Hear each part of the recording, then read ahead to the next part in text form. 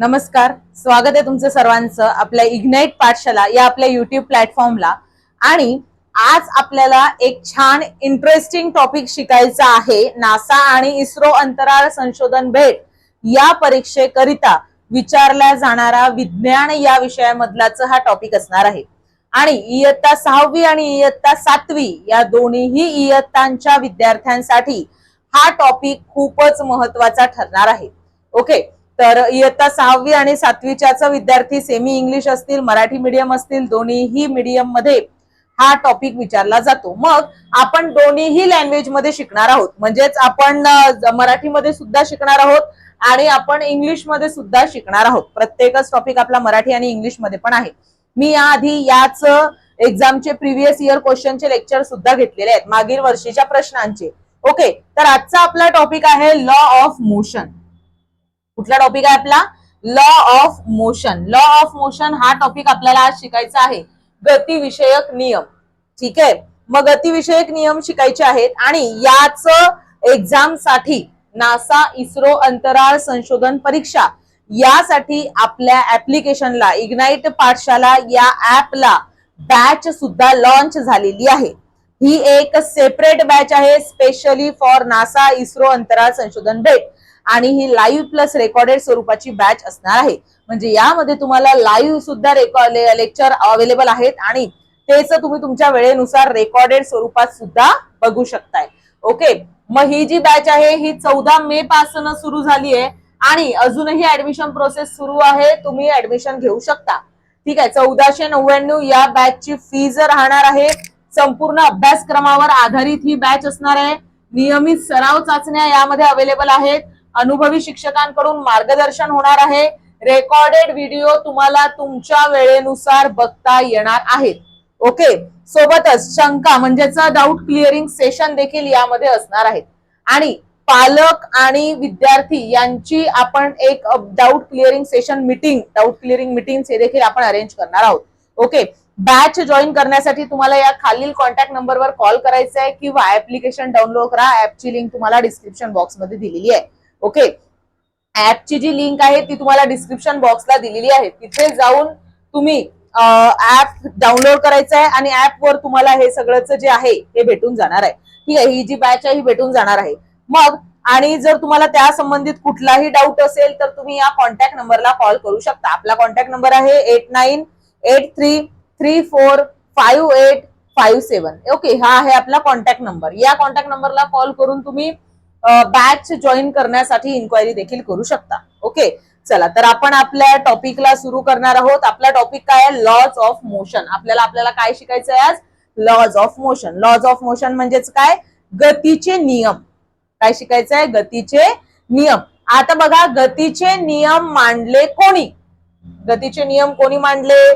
तर गतीचे नियम मांडलेले आहेत न्यूटन या शास्त्रज्ञांनी। कोणत्या शास्त्रज्ञांनी मांडले? न्यूटन या शास्त्रज्ञांनी मांडलेले आहेत। कोण न्यूटन? न्यूटन आठवला का तुम्हाला? कोण? तर न्यूटन कोण शास्त्रज्ञ आहे? न्यूटन तो शास्त्रज्ञ आहे ज्याने ग्रॅव्हिटीचा शोध लावलेला आहे। कशाचा शोध लावला? ग्रॅव्हिटी। ग्रॅव्हिटी म्हणजेच गुरुत्वाकर्षण। गोष्ट ऐकलेली असेल तुम्ही सर्वांनीच, एक गोष्ट ऐकलेली असेल। कुठली? न्यूटन एक शास्त्रज्ञ झाडाखाली बसला ज्याचं नाव न्यूटन होतं आणि नंतर त्याच्या डोक्यावर ऍपल पडलं, म्हणजे सफरचंद पडलं आणि नंतर त्याला प्रश्न पडला की बाबा हे सफरचंद खालीच का पडलं? हे सफरचंद तिथून वर का गेलं नाही किंवा तिथेच का थांबलं नाही? असा प्रश्न त्याच्या डोक्यात पडला। मग त्याला एक समजलं की हे जे ऍपल आहे हे खाली पडण्यामागचं कारण काय आहे? The reason behind that is gravity. काय रिझन होतं त्यामागे? ग्रॅव्हिटी हे रिझन होतं। ओके, मग त्याचं न्यूटन शास्त्रज्ञाने आपल्याला लॉ सांगितलेले आहेत 3 गतीचे 3 नियम आपल्याला कोणी सांगितले? त्याचं न्यूटन शास्त्रज्ञांनी सांगितले। किती लॉ आहेत? 3 लॉ आहेत। तिन्ही पण लॉ आपल्याला शिकायचे। ठीक आहे, साध्या सोप्या भाषेमध्ये आणि विथ एक्झाम्पल मी तुम्हाला ते लॉज सांगणार आहे। ठीक आहे, साध्या सोप्या भाषेमध्ये मी तुम्हाला ते जे लॉज आहे ते लॉ समजवून सांगणार आहे। ओके, चला तर पहिला लॉ आपल्याला शिकायचा आहे, न्यूटनचा गतिविषयक पहिला नियम आपल्याला शिकायचा आहे। ओके, आता पहिला नियम शिकण्याच्या अगोदर मला तुम्हाला काहीतरी एक्झाम्पल्स विचारायचे आहे। ठीक आहे, फर्स्ट लॉ शिकण्याच्या अगोदर ठीक आहे, आपल्याला फर्स्ट लॉ शिकायचा आहे, पण त्यासाठी मी तुम्हाला काही प्रश्न विचारणार आहे. ठीक आहे, समजा एक रूम आहे आणि त्या रूम मध्ये एक चेअर आहे. काय आहे? एक खुर्ची आहे. खुर्ची म्हणजेच चेअर आहे. ठीक आहे, आणि तुम्ही ती रूम लॉक केलेली आहे. समजा तुम्ही ती रूम आज लॉक केली. आज लॉक केल्यानंतर तुम्ही ती रूम उघडली जवळपास 15 वर्षांनंतर, आणि ती खुर्ची कुठे आहे? तर ती खुर्ची आहे हॉलमध्ये. ती खुर्ची कुठे ठेवलेली आहे? त्या रूमच्या हॉलमध्ये ठेवलेली आहे. ओके, म्हणजे ती रूम कोणती आहे? हॉल आहे. त्या रूम मध्ये ती खुर्ची हॉलमध्येच ठेवलेली आहे, त्या घरामध्ये. ठीक आहे, आता तुम्ही ती रूम उघडली 10 वर्षांनंतर. किती वर्षांनंतर उघडली ती रूम? 10 वर्षांनंतर. 10 वर्षांनंतर जेव्हा तुम्ही ती रूम उघडली, तर ती खुर्ची अगोदर ज्या जागेवर होती ती त्याच जागेवर असणार आहे की नाही? समजा तुम्ही गावाला गेले, तुम्ही आता उन्हाळ्याच्या सुट्ट्या चालू आहेत, बरेचसे विद्यार्थी, बरेचसे व्यक्ती गावाला जातात. मग तुम्ही गावाला गेले, गावाला जाण्याच्या अगोदर समजा तुम्ही 1 महिना गावालाच राहिले. मग गावाला जाण्याच्या अगोदर तुमच्या घरामध्ये ज्या वस्तू जिथे होत्या त्या तिथेच आढळतील ना घर उघडल्यानंतर, बरोबर की नाही? तुम्ही गावाला जाण्याच्या अगोदर तुमचा फ्रीज ज्या ठिकाणी होता तो त्याच ठिकाणी असणार आहे गावाहून आल्यानंतर. तुमचा कूलर ज्या ठिकाणी होता त्याच ठिकाणी राहणार आहे तुम्ही गावाहून आल्यानंतर. तुमचा टीव्ही, सोफा, बेड सगळं त्याच ठिकाणी राहणार आहे तुम्ही गावाहून आल्यानंतर. ठीक आहे, मग असं का घडलं? कारण आपला एक सायन्सचा रूल आहे, जोपर्यंत तुम्ही एखाद्या निर्जीव वस्तूला बाहेरून फोर्स म्हणजेच बल लावत नाही ना, तोपर्यंत ती वस्तू स्वतःहून हलत नाही. त्या सोफ्याला कोणी फोर्स लावला नाही, त्या टीव्हीला, त्या कपाटाला, त्या फ्रीजला कोणीच बाहेरून फोर्स लावला नाही, म्हणजे बल लावलं नाही, म्हणून तो सोफा, ती टीव्ही स्वतःच्या जागेवरून हलली नाही. ठीक आहे, मग पहा, एक लक्षात ठेवायचं आहे, जर जर कोणती वस्तू बल लावल्याशिवाय, बल म्हणजेच काय? फोर्स लावल्याशिवाय जागा सोडत नाही, तर त्याला आपण काय म्हणतो? त्या प्रॉपर्टीला आपण एक नाव दिलेलं आहे, त्याला आपण म्हणणार इनर्शिया. काय म्हणतात त्याला? इनर्शिया म्हणत असतो आपण. इनर्शिया म्हणजेच काय? जी वस्तू जिथे आहे ती तिथेच राहील. कधीपर्यंत तिथेच राहील? जोपर्यंत त्या वस्तूवर कोणीही बाहेरून फोर्स अप्लाय करत नाही. समजलं का? जोपर्यंत त्या वस्तूवर कोणीही बाहेरून बल म्हणजेच फोर्स अप्लाय करणार नाही, तोपर्यंत ती वस्तू तिच्या जागेवरून हलणार नाही. समजलं का? तुम्ही घर जेव्हा लॉक करून जाता तर त्याच्या आतमध्ये कोणीच त्या वस्तूला हात लावत नाही, म्हणजे त्या वस्तूला फोर्स लावलेला नाही. म्हणून त्या वस्तू तुम्हाला घरात जेव्हाही तुम्ही 1 वर्षानंतर पण आले तरी ते घर तसंच असते. तिथेच असतो सोफा, तिथेच खुर्ची असतो, तिथेच टेबल असतो. बरोबर? बदलते का जागा? बदलत नाही. समजलं का? मग पहा, आणखी एक उदाहरण तुम्हाला लक्षात घ्यायचंय. समजा ही एक विंडो आहे. ठीक आहे, काय आहे ही? विंडो आहे. विंडो म्हणजेच खिडकी आहे. ही एक खिडकी आहे. ठीक आहे, आणि या खिडकीतून हवा येत आहे. काय येत आहे? खिडकीतून हवा येत आहे. ठीक आहे, या खिडकीतून हवा येत आहे. आता इथे एक पान पडलेलं आहे, सुकलेलं पान म्हणू शकतो आपण. काय पडलेलं आहे? सुकलेले पान. काय पडलेलं आहे इथे? सुकलेले पान. ठीक आहे, आणि इथे आहे तुमच्या रूम मधला कूलर. काय आहे इथे? तुमच्या रूम मधला कूलर. ठीक आहे, इथे आहे तुमच्या रूम मधला कूलर. आता आली हवा. काय आली तुमच्या रूम मध्ये? हवा आली. मग हवा आल्यानंतर ही जेव्हा हवा तुमच्या रूम मध्ये आली, तर हे सगळ्यात पहिले काय उडेल? पान उडणार आहे की कूलर उडणार आहे? काय उडणार आहे? जर खिडकीतून हवा आली तर सगळ्यात पहिल्यांदी काय उडणार आहे? कूलर उडतो की पान उडते सुकलेलं? येस, सुकलेलं पान उडते, कूलर उडत नाही. काय उडते? सुकलेलं पान उडते पहिले, नंतर काय उडणार? कूलर तर शक्यतो उडणारच नाही. म्हणजेच जागा कोणी सोडली? सुकलेल्या पानाने. बरं, सुकलेलं पानच का बरं उडलं? कारण सुकलेल्या पानाचं मास जास्त आहे. काय जास्त आहे? मास, सॉरी, सुकलेल्या पानाचं मास हे कमी आहे. कसं आहे सुकलेल्या पानाचं मास? सुकलेल्या पानाचं मास हे कमी आहे. ओके, सुकलेल्या पानाचं मास कमी आहे. मास म्हणजेच काय? वस्तुमान. सुकलेल्या पानाचं वस्तुमान कसं आहे? कमी आहे. पण हा जो कूलर आहे या कूलरचं वस्तुमान कसं आहे? या कूलरचं वस्तुमान जास्त आहे.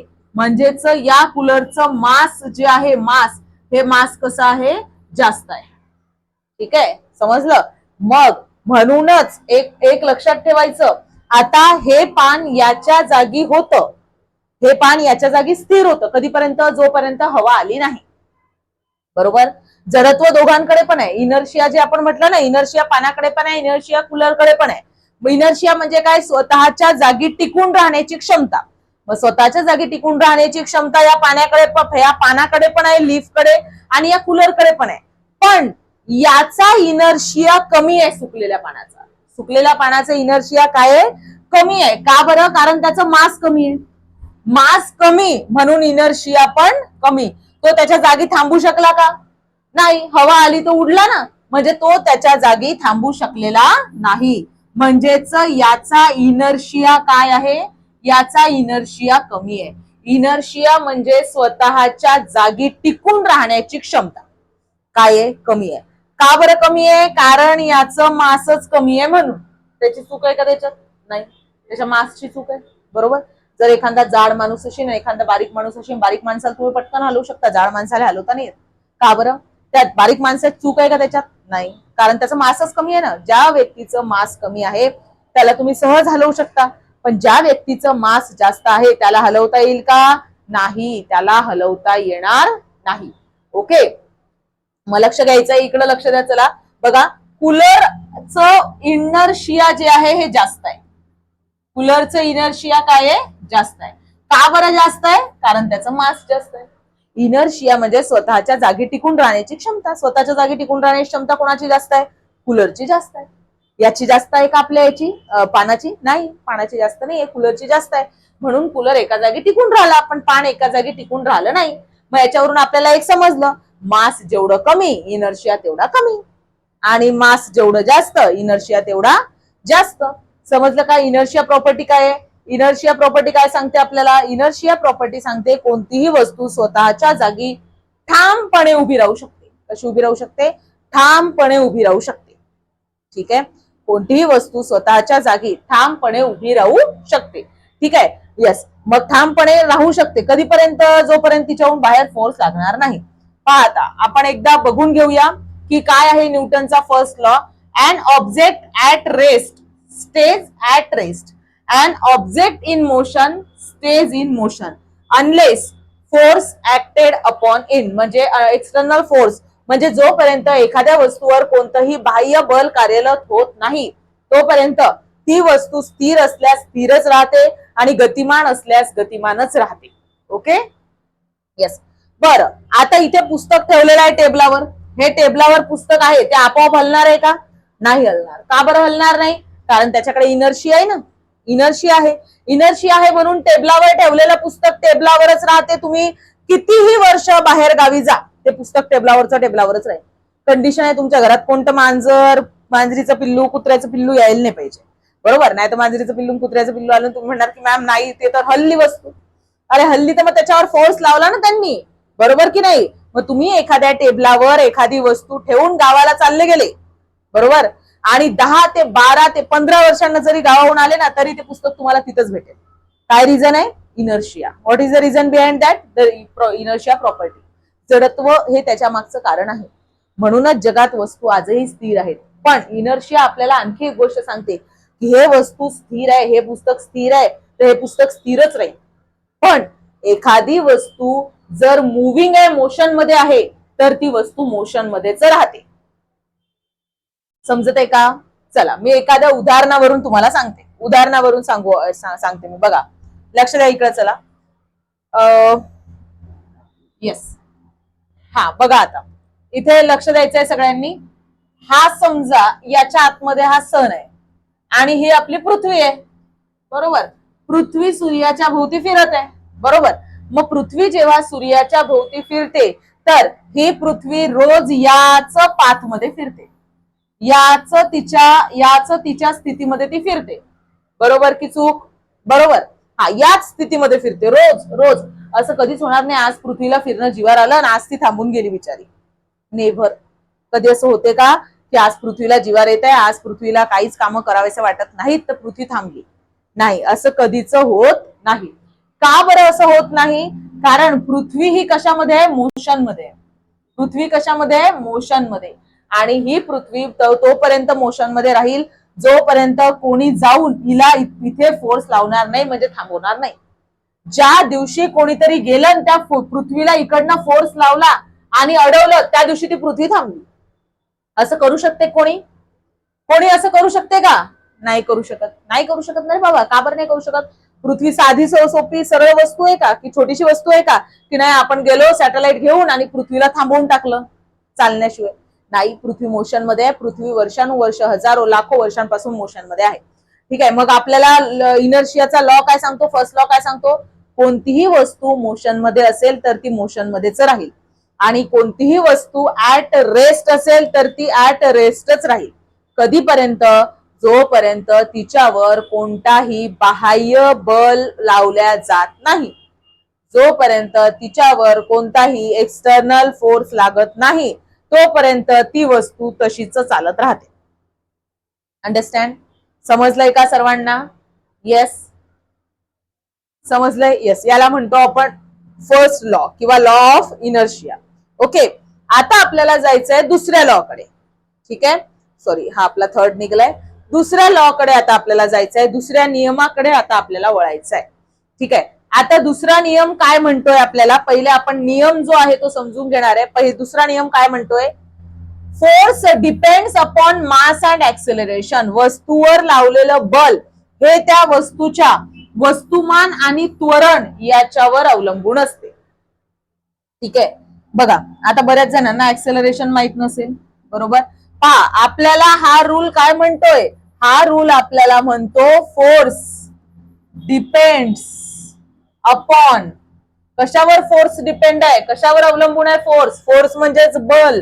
बल कशावर अवलंबून आहे म्हणतो हा? पहिलं, मास ऑफ दॅट ऑब्जेक्ट. मास म्हणजेच काय? वस्तुमान. कशावर अवलंबून आहे? वस्तुमान. आणि दुसरं कशावर अवलंबून आहे? ऍक्सेलरेशन. ठीक आहे. दुसरं कशावर अवलंबून आहे? ऍक्सेलरेशन वर अवलंबून आहे. ऍक्सेलरेशन म्हणजेच काय? त्वरण. ठीक आहे. डिटेल मध्ये सांगते मी तुम्हाला. आता बऱ्याच जणांना माहिती नसेल की ऍक्सेलरेशन म्हणजे काय, तर आपण ते शिकणार आहोत आता की ऍक्सेलरेशन म्हणजे काय होते. ठीक आहे. ऍक्सेलरेशन, ज्याला मराठीमध्ये त्वरण असं म्हणतात. काय म्हणतात त्याला मराठीमध्ये? त्वरण. आपल्या गाडीला ऍक्सेलरेटर असते, माहित आहे का? स्कूटी जेव्हा आपण चालवतो, स्कूटी असेल, बाईक असेल, काहीही चालवा, त्याला एक ऍक्सेलरेटर आहे. ऍक्सेलरेटर म्हणजे त्याने आपण स्पीड कमी जास्त करू शकतो. ऍक्सेलरेटर मागे घेतलं तर स्पीड वाढते, समोर घेतलं तर स्पीड कमी होते. बरोबर? बरोबर की चूक? वेग वाढतो, वेग कमी होतो. बरोबर? हे काम आहे ऍक्सेलरेटरचं. मग ऍक्सेलरेशनची डेफिनेशन लक्षात ठेवा. Acceleration means change in velocity. Acceleration म्हणजेच काय? Change in velocity upon time. Change in velocity upon time म्हणजेच वेगात होणारा बदल. वेगात होणारा बदल भागेला वेळ. भागेला काय येणार आहे? वेळ. वेगात होणारा बदल भागेला वेळ म्हणजेच याला आपण म्हणणार आहे ऍक्सेलरेशन, त्वरण. ठीक आहे. मग वेगात होणारा बदल म्हणजेच ऍक्सेलरेशन, ऍक्सेलरेशन म्हणजेच त्वरण. ठीक आहे. तर आपल्याला दुसरा लॉ काय सांगतो? दुसरा लॉ आपल्याला सांगतो की फोर्स कोणावर डिपेंड आहे? फोर्स डिपेंड आहे मासवर आणि ऍक्सेलरेशनवर. ठीक आहे. नीट लक्ष द्यायचंय. पहा, सगळ्यांनी नीट लक्ष द्या एकदा. फोर्स कोणावर डिपेंड आहे? सेकंड लॉ मध्ये आपल्याला काय सांगितलेलं आहे? न्यूटनच्या सेकंड लॉ मध्ये आपल्याला काय सांगितलेलं आहे? न्यूटनचा जो सेकंड लॉ ऑफ मोशन आहे त्यामध्ये सांगितलं force is equal to mass into acceleration. Mass into acceleration म्हणजेच बल बरोबर वस्तुमान गुणेला त्वरण. ठीक आहे, जमलं. आता कसं तुम्ही म्हणणार मॅम कसं प्रूव्ह इट. कुठलीही गोष्ट प्रूव्ह केल्याशिवाय आपल्याला काही त्यामध्ये विश्वास बसणार नाही. बरोबर, येस, तुम्हाला ती गोष्ट प्रूव्ह करावं लागणार आहे. Okay, yes. तर बघा प्रूव्ह कशी करू शकतो आपण ती गोष्ट. एक साधारण प्रश्न विचारते, प्रश्नावरून तर सगळ्याच गोष्टी क्लिअर होतात. पहा, एक मी तुम्हाला दिली रिकामी प्लास्टिकची बादली. काय दिली? रिकामी बादली, जी आहे प्लास्टिक पासून बनलेली. ठीक आहे, आणि दुसरं मी दिली दगडांनी भरलेलं पोतं. ठीक आहे, दगडांचे पोते हे दिलं. आता तुम्हाला म्हटलं की हे दोन्हीही हलवायचे. या दोघांची पण काय करायची आहे? मुवमेंट करायची आहे, एका जागेहून दुसऱ्या जागी नेऊन टाकायचे. ठीक आहे, मग कशाला फोर्स जास्त लागेल? कशाला हलवायला फोर्स जास्त लागेल? तर दगडांच्या पोत्याला लागेल की रिकाम्या बादलीला लागेल? कशाला फोर्स जास्त लागणार आहे? फोर्स जास्त लागणार आहे दगडांच्या पोत्याला हलवायला. दगडाचं पोतं हलवायला फोर्स जास्त लागतो आणि रिकामी बादली हलवायला फोर्स कमी लागतो. बरं, याच्या मागचं काम काय आहे? याच्या मागचं कारण काय आहे? कारण रिकाम्या बादलीचं मास कमी आहे म्हणून त्याला फोर्स सुद्धा कमी लागला. पण दगडांच्या पोत्याचं मास जास्त आहे म्हणून त्याला फोर्स सुद्धा जास्तच लागला. ठीक आहे, समजलं का? म्हणजे फोर्स डायरेक्टली डिपेंड कोणावर आहे? मासवर. मास जास्त फोर्स जास्त, मास कमी फोर्स कमी. ओके, मास जास्त फोर्स जास्त, मास कमी फोर्स कमी. अंडरस्टँड? समजत आहे का? जर मास जास्त तर फोर्स जास्त, जर मास कमी तर फोर्स सुद्धा कमीच येतो. Okay, understand? येस. मग हे आपल्याला सांगितलेलं आहे न्यूटनच्या सेकंड लॉ मध्ये. आणखी एक गोष्ट इथे आपल्याला लक्षात ठेवायची आहे, आणखी एक पॉइंट लक्षात ठेवायचा आहे. सेम ऍक्सलरेशनचा आहे. जर ऍक्सलरेशन जास्त, जर ऍक्सलरेशन जास्त तर फोर्स जास्त, तर फोर्स जास्त. आणि जर ऍक्सलरेशन कमी, जर ऍक्सलरेशन कमी तर फोर्स कमी, तर फोर्स कमी. जर ऍक्सलरेशन जास्त तर फोर्स जास्त आणि जर ऍक्सलरेशन कमी तर फोर्स कमी. Okay, understand? Yes. Okay okay, चला तर आपण आता जाणार आहोत थर्ड लॉ कडे. Third law of motion. खूपच सोपा नियम आहे, खूपच सोपा नियम आहे. बघा लक्ष द्या, खूप सोपा नियम आहे. थर्ड लॉ काय सांगतो आपल्याला? थर्ड लॉ काय सांगतोय आपल्याला? थर्ड लॉ ऑफ मोशन काय सांगतो? थर्ड लॉ ऑफ मोशन काय सांगतो? जे आपले आई वडील आपल्याला नेहमीच सांगतात. आपले आई वडील आपल्याला काय सांगतात? बेटा, कर्म चांगले करायचे कधी पण तर फळ चांगलं भेटते, आणि जर कर्म वाईट केले तर फळ सुद्धा वाईटच भेटेल. बरोबर ना? जैसे कर्म तसेच फळ. बरोबर, जैसा कर्म करोगे वैसा ही फल पाओगे. ठीक आहे, म्हणजेच जसे कर्म, जैसे ज्याचे कर्म तैसे फळ देतो ईश्वर. बरोबर, तुम्ही कोणाचं चांगलं करणार तर तेवढंच चांगलं तुमच्या सोबत होईल. तुम्ही कोणाचं वाईट करणार तर त्यापेक्षा जास्त वाईट तुमचं होईल. बरोबर की चूक? आणखी एक गोष्ट सांगू. पहा, तुम्ही रस्त्याने चालले, एक डबकं दिसलं, डबकं साचलेल्या पाण्याचं डबकं बाजूला, डबकं साचलेलं आहे, तुम्ही बाजूने चालले. ठीक आहे, तुम्हालाच वाटलं की हे डबकं फारच साचलेलं दिसतंय, तुम्ही दगड उचलला, त्या डबक्यात टाकला. कोणाच्या अंगावर उडलं? आपल्या स्वतःच्याच अंगावर उडलं. काम कोणी केलं? कर्म कोणी केले? कोणी टाकला तो दगड? आपणच टाकला. उडला कोणाच्या अंगावर? आपल्याच अंगावर उडला. म्हणून आपल्याला थर्ड लॉ काय म्हणतो? की जसे कर्म करसाल तसेच फळ भेटतील. ठीक आहे, एक्झॅक्टली अशीच डेफिनेशन नाहीये, पण अशाच पद्धतीची डेफिनेशन आहे. ओके, बघायची एकदा डेफिनेशन. बघा डेफिनेशन काय आहे, थर्ड लॉ ची डेफिनेशन काय आहे? Every action, for every action there is an equal and opposite reaction. प्रत्येक क्रियाबलासाठी तेवढेच आणि विरुद्ध दिशेने कार्य करणारे प्रतिक्रिया बल सुद्धा अस्तित्वात असते. बरोबर पहा, म्हणजेच every action has an equal and opposite reaction. बरोबर, प्रत्येक कोणत्याही ऍक्शन साठी रिएक्शन असतेच. तुम्ही तुमच्या समोर भिंत आहे, भिंतीवर चेंडू फेकून मारा, जेवढ्या फोर्सने तुम्ही तो चेंडू त्या भिंतीवर आदळला ना, तेवढ्याच फोर्सने तो चेंडू तुमच्याकडे वापस येणार आहे. जर असं नाही होणार की तुम्ही जास्त फोर्सने मारला चेंडू आणि तुमच्याकडे तो एकदम कमी फोर्सने आला. नेवर.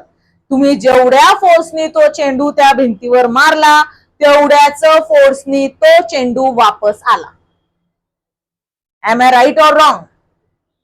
बरोबर ना. जेवढा, म्हणूनच म्हणतात जसे कर्म तसे फळ. Every action has an equal and opposite reaction. Yes.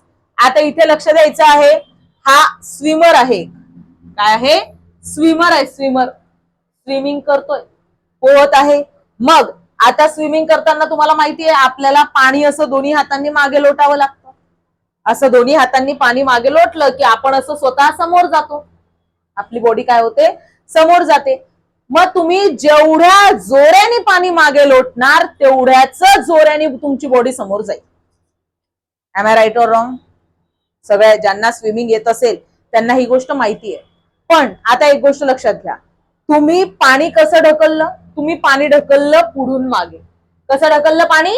पुढून मागे. तुमची बॉडी कशी मुवमेंट करतेय? मागून पुढे. बॉडी कशी आली? मागून पुढे. पाणी कसं लोटलं? पुढून मागे. म्हणजे डायरेक्शन काय झाली? अपोजिट. बरोबर. तुम्ही जेवढ्या जोराने पाणी लोटणार तेवढं समोर जासाल, आणि जेवढ्या कमी जोरानं पाणी लोटसाल तेवढं तुम्ही स्लो समोर जाणार. बरोबर की चूक? येस. पहा, जेवढ्या जोराने पाणी लोटणार तेवढं जोराने तुम्ही समोर जासाल, आणि जेवढं कमी जोराने तुम्ही पाणी लोटणार तेवढं कमी जोराने तुम्ही पुढे जासाल. बरोबर. म्हणून आपल्याला न्यूटनचा तिसरा लॉ सांगतो, every action has an equal and opposite reaction. Okay. म्हणजेच पहा, इथे ही सॅटेलाइट किंवा रॉकेट आहे. रॉकेट जेवढ्या जोराने वर जाते तेवढ्याच जोराने त्याच्यामधला गॅस हा खाली येतो. बरोबर. जेवढ्या जोराने हे रॉकेट वर उडेल तेवढ्याच जोराने त्याच्यामधली ही आग खाली येत असते. बरोबर.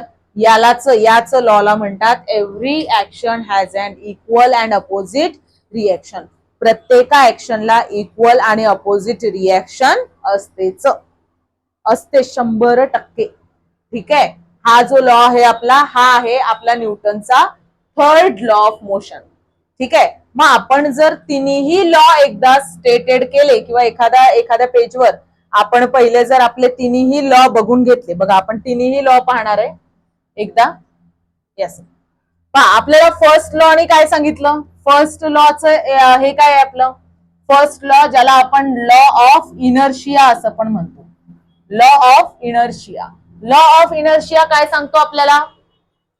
जोपर्यंत कोणत्याही गोष्टीवर बाह्य बल म्हणजेच एक्सटर्नल फोर्स अप्लाय होत नाही, तोपर्यंत ती वस्तू तिच्या जागेवरच राहते. हा कुठला लॉ आहे आपला? हा आपला फर्स्ट लॉ आहे. ठीक आहे.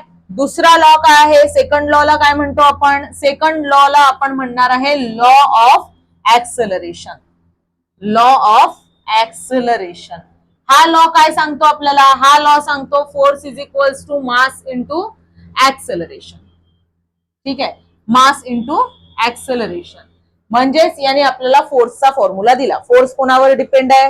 तर मासवर डिपेंड आहे आणि ऍक्सेलरेशन वर डिपेंड आहे. ओके. अँड आपल्याला थर्ड लॉ ने काय सांगितलं? थर्ड लॉ आहे law of action and reaction. Law of action and reaction हा आहे आपला थर्ड लॉ. बरोबर. मग ऍक्शन आणि रिएक्शनचा लॉ काय सांगतो आपल्याला? Every action has an equal but opposite reaction. कशी रिएक्शन असते? Equal but opposite. Okay. Equal but opposite reaction. Okay. Yes. तर हे तिन्ही लॉ आपण शिकलो आहोत. तिन्ही लॉ आपले कंप्लीट झाले. ठीक आहे. आता आपल्याला यावरच काही प्रश्न आणि काही ऍक्शन्सची उदाहरणं बघायची आहेत, ज्या उदाहरणांमध्ये तुम्हाला मला आन्सर करायचं आहे की एक्झॅक्टली कुठल्या लॉचं हे एक्झाम्पल असू शकते.